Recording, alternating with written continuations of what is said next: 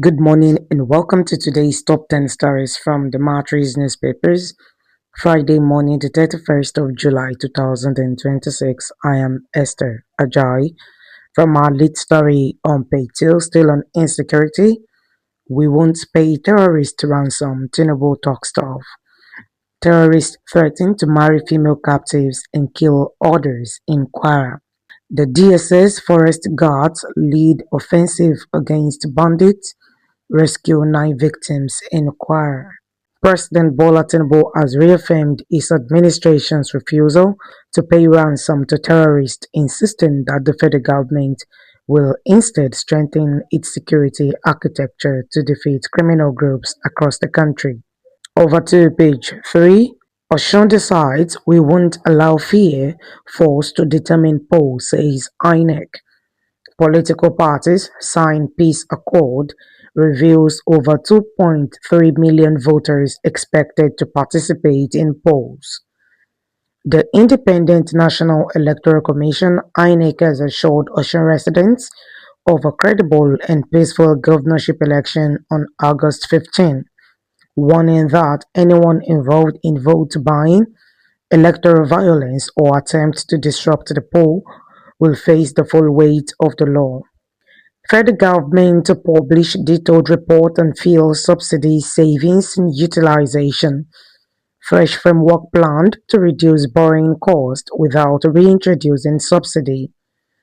The federal government says it will soon publish a full breakdown of the savings made from scrapping fuel and foreign exchange subsidies, and just as important, an account of where that money has gone.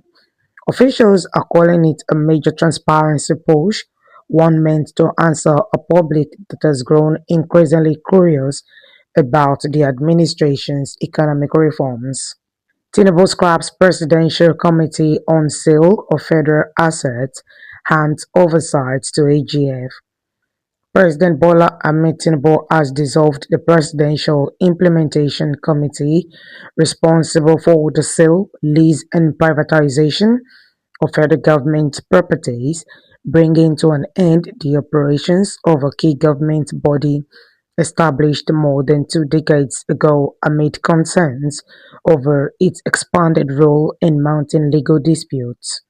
Indefinite nationwide strike looms as doctors give federal government 10-day ultimatum.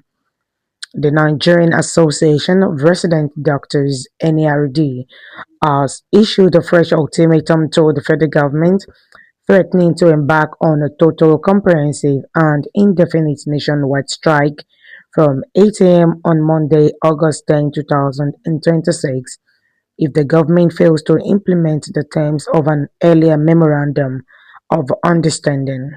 From Global News Update, China raises fresh trade concerns with United States over new restrictions.